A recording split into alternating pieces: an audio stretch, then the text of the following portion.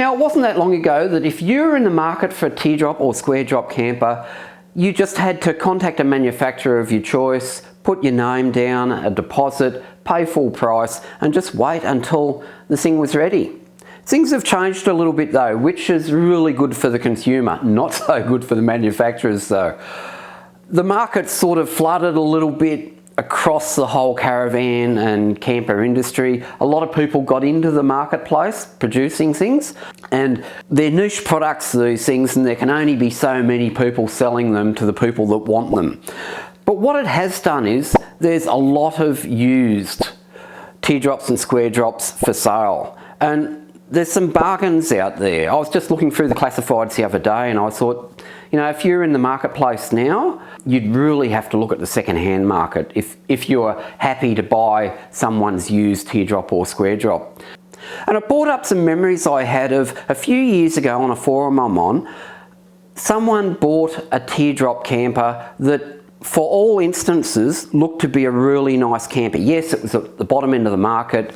It was timber construction, you know, not clad, it was painted. So, you know, warning bells should be signing already. But they bought this thing sight unseen, had it delivered by truck to their home, and then it started to unfold. And this freshly painted teardrop camper started to show what it was actually like. And I remember the guy was posting and he started to tear it apart where the wood rot was. And it got to the point where the only thing he had left was an old chassis. Everything on the camper was rotted, but it presented really nicely in the photos. I don't want anyone to go down that path, and I just thought today we'll have a bit of a look at what you should be looking at if you're buying a teardrop or square drop camper on the second-hand market. So stay tuned.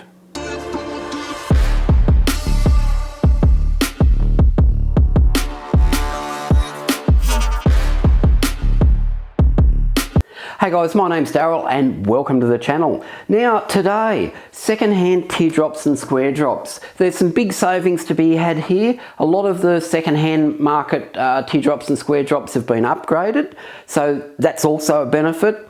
The downside is though, if you don't know what you're looking at and if you're not willing to take on a project, a lot of these things, especially in the lower end of the market, and I see a lot of people online saying, I don't have a lot of money, what can I buy for this money? Does anyone have anything?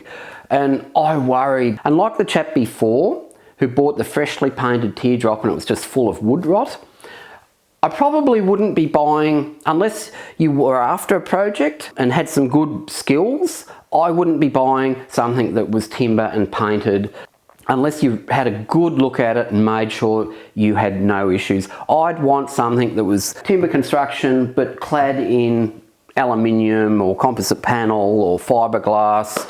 That's just me. If you get something like this, generally, if it's been looked after, you won't have too many problems at all. So I'll try and stay away from the really cheap end of the market, but all of the things I talk about today, whether it's home built or manufactured built or whether it's old or newish, they're all the same things to look at.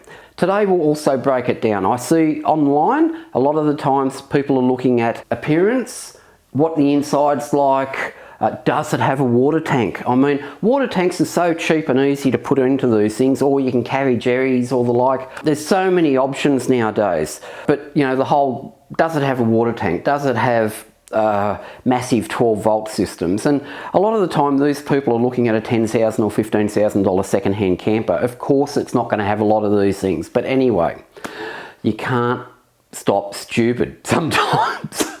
Today we're going to split the video into two sections. We'll look at the chassis first, what you should look at if you're looking at a second-hand camper with regards to chassis, and because if your chassis fails, you're not going anywhere. Like, it's all over, and Sod's Law tells you it will be in the middle of nowhere where you'll have to make the choice whether you're going to pay thousands of dollars to get towed out of there, or you're just going to burn this thing and cop your losses at the side of the road. And then we'll look at the body and what to look for with regards to structure, so this thing's not a leaky mess. First up, chassis. The most important part on your camper, because without it, as I said, you're not going anywhere. Just go over the chassis. Is it freshly painted? Always be wary of a freshly painted anything with regards to these things. If it's a chassis, is it galvanized? So it's the silvery color. If it's a manufactured camper by a manufacturer, more than likely it may be galvanized. Is it aluminium? First off, you need to get underneath it, or get someone to get underneath it if you're not comfortable with that. Check all the welds. Are there any cracks anywhere? Are there any bends in the chassis where this thing's come down on it, rocks or things like that? They're fairly basic, these things, and they should be able to cop a fair beating. When you're looking for cracks on the chassis too, the major thing to check is the drawbar, because the drawbar is what holds this thing to your car. And make sure it's not bent, there's no cracks in it, and it's solidly attached to the chassis. If it's a Chinese camper, they bolt their drawbars a lot of the time for shipping, and they're bolted on. Make sure it's tight. Check out the hitch on the front. What sort of hitch is it? Is it a tow ball hitch? Is it an off-road coupling? Is it welded onto the chassis? Is it bolted? And is it something that you could take off and replace or upgrade with, you know, an off-road type hitch if you so desire? Or if you just wanted to upgrade the hitch from something that's well worn to a new hitch, can you just unbolt it and put on a new hitch? Check that out. Now, while you're underneath the camper looking at, you know, is there any cracks or anything, check out the wiring. Does the wiring, is it in conduit? Does it look like a professional wrapped loom? Is it just wrapped with electrical tape? Is it a spaghetti mess under there? A lot of people will have a go at trailer wiring. It's a very hit and miss affair. If you do it right, it's great. If you don't do it right, you're always going to be chasing, you know, tail lights that are out or blinkers that are out or things like that. What connection has it got at the front? If it's an older teardrop or square drop, it may have a connection that you don't have on your car and you may need an adapter. Check all that out. While you're there, connect it up to your car. Do the tail lights, do the stop lights, do the indicators work? Does it have clearance lights? Do they work? Then let's look at suspension. Most teardrops or square drops will have a leaf spring suspension. The bushes at each end. If you look at the bolt that goes through the leaf spring, is the leaf spring sitting offset to that bolt, or is the bolt directly through the middle of the leaf spring? If it's sitting offset, more than likely the bushes have collapsed a little bit. On my army trailer, because it's had a very hard life in the military, the bushes were collapsed. They're a fairly solid bush and it didn't really matter that much, but I have noticed that when I've changed them over, it does handle and ride better with the collapsed bushes, as you would expect. While we're looking at springs, then look at U-bolts that hold the axle to the springs. Are they bent? Are they all there? Before I drive it on the road, I'd put a spanner on them. Make sure that they're tight. You don't want to over tighten U-bolts. You don't want to sit there tugging on them because you can break them. Again, U-bolts are something that are a very cheap thing. If I was to buy a second-hand camper, especially one that was reasonably old, I'd probably replace them, because then you know what you're dealing with. There's nothing worse than having a trailer where something goes wrong, the U-bolts snap or whatever.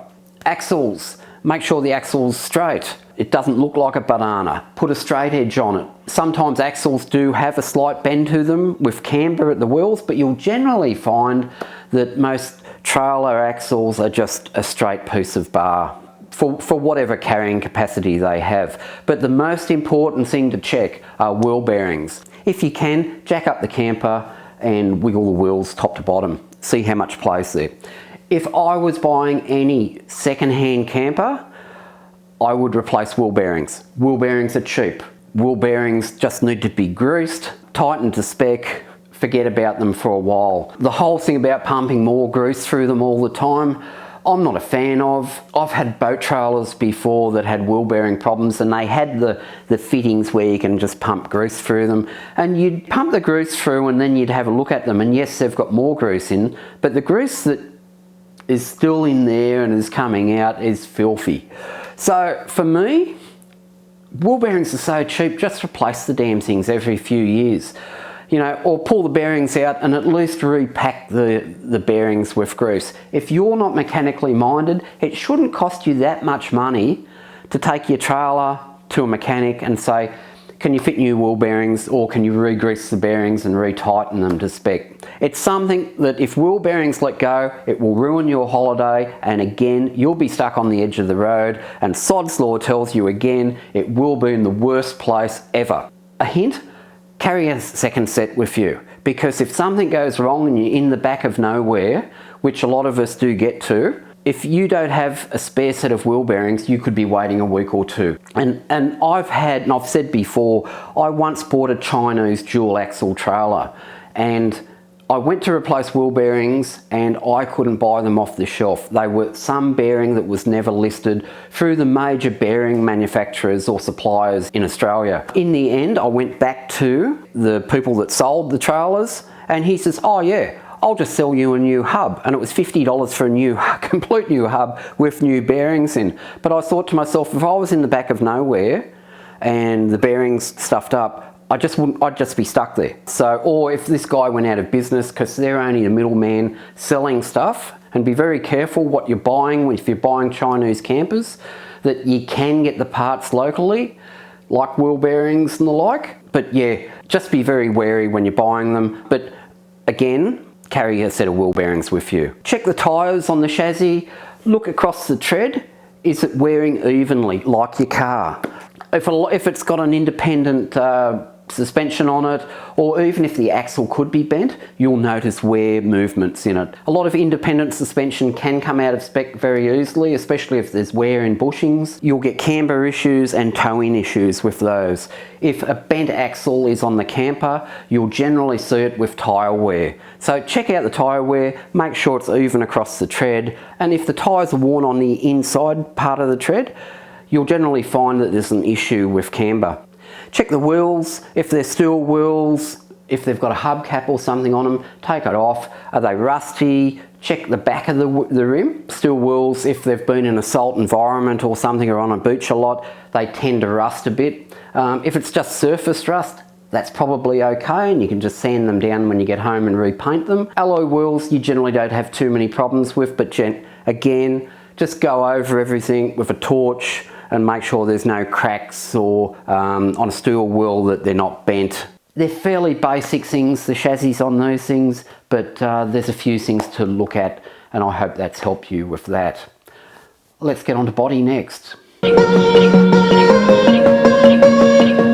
with the body on those things, if we're looking at a second-hand camper, you want to get under the mattress. So, you need to get in the camper, lift the mattress up, look at the floor. Is there any wet spots? Are there dark areas? Does it smell, that dank smell?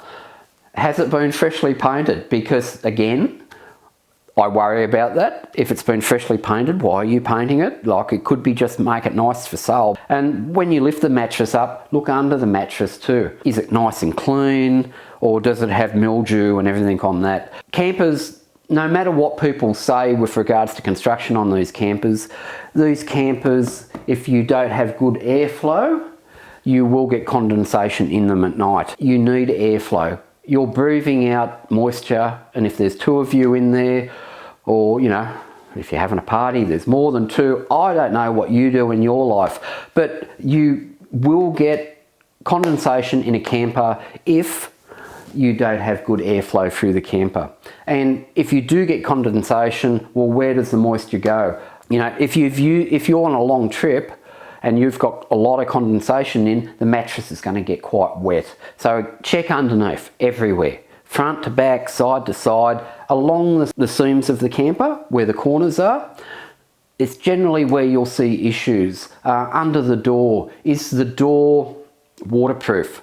A lot of these campers, especially if you've got bedding next to the door and you're in a major thunderstorm, the bedding will wick any moisture that comes through the door. And my camper does it a bit, and I've got a piece of timber that I actually slide across when we travel.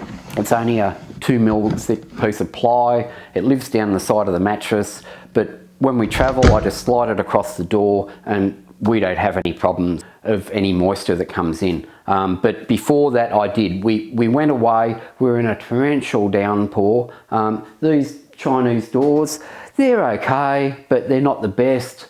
I've tried a few different methods of trying to make them more and more waterproof, but never really succeeded. The thing that succeeded for me was just to have, you know, the small piece of plywood I just pull across when I shut the door, before I shut the door, and I haven't had any more issues. But check all on the floor. Along the seams of the inside of the cabin, check there. Anywhere where there's an opening, whether it's a hatch, a door, a rear hatch for the galley, check all the way around it where the hinges connect to the body. Is there any wood rot? Does it smell? Is the wood soft? Check all of that. If the camper's a well-made camper, you won't have any problems. Especially if, and I bang on about this, if you can keep your camper inside a garage. If you can keep your camper inside a garage, it will last so much longer than keeping it outside. I've told the story before, I'll tell it again for those that are new here. When we were building this house, we had a rental. I had to keep this camper after I built it outside, and just leaving it outside for 6 or 8 months, you could just tell the beating it was getting in the weather. Make sure your camper's, you know, if you can't keep it inside, make sure it's covered up when you're not using it. But yeah, if you're looking at a second-hand camper, go over it, make sure there's no mildew inside, there's no smells, it's not freshly painted or tarted up. They haven't tried to cover anything up. Make sure all the electronics work. If you can see the wiring, again, is it a spaghetti mess that someone's just thrown it all together and not cared? Whilst you're in the cabin, you've checked it, it's all structurally sound. You're going to get a new mattress because you don't want to sleep on the old mattress. Do all the charging points work? Do the lights work? Does any of accessory that's fitted to this thing work? Light the gas burners on the stove if it's got one. Can you turn the fridge on and see if it comes down to temp? Is there any wiring that whilst everything's working is getting a bit warm? Where is the battery? Is there an isolator for it? Do you have solar? Is it charging during the day? You know, if you can, take a voltmeter, check it. But again, sometimes with that, it's just easier to take it home and replace it, depending on what you're getting this thing for. Apart from that, all the locks. Do all the locks work? Do all the windows work? Does everything seal up? Is the owner against you locking everything up, getting the hose and just spraying it around everywhere and checking inside to make sure that there's no leaks? Around windows and hatches and doors. Does it have the keys for all the locks? Apart from that, they're pretty basic campers. If it's got a hatch, does the hatch work? If it's got, you know, a 12-volt fan in the hatch, does that work? You know, of course, all your bedding you're going to change for yourself. The cupboards inside, do the latches work?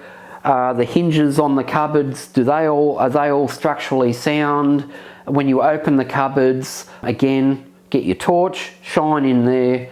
What condition is it in? Make sure that if people have added stuff, look how they've added it. Have they just drilled into the walls? Just make sure that everything's structurally sound before you take ownership of it. I just recall we were coming home from a holiday once, and there was a lady who went tearing past us, and you know, it's a teardrop camper. It's like, wow, no teardrop camper here. And this thing was old as the hills. I presume she may have just picked it up. The entrance door was just flapping in the wind. And I looked at it and I thought, the latch is buggered on it. Like, you could see it from the car. But she was, you know, tearing past us at 120 or whatever it was. You know, this thing's all over the place on some ancient old wheels and everything, and I thought, oh, I'm probably going to end up seeing her down the road somewhere, but we didn't, luckily. But you don't want to be that person. But second-hand campers, if you're willing to take the punt and you do your homework on what you're buying, what costs they are new, don't let the seller tell you, oh, I've put all this stuff on, so it's worth far, far more than what it is. You don't get your money back on accessories. Yeah, people will pay a little bit more maybe. Your camper may be more desirable in the marketplace, but it does have them. But at the end of the day, it is what someone will pay for it. And there's a lot of campers I see at the moment, because there's so many in the marketplace, just sitting around. There's some really good buys out there. But I hope that's helped someone today. I keep seeing the horror stories and you read the forums on Facebook and the like, and it's like, ugh. You poor bugger, I should do something, that may help you not be that person. So anyway, that's it for today, guys. Hope you enjoyed that. We'll see you next time. Bye now.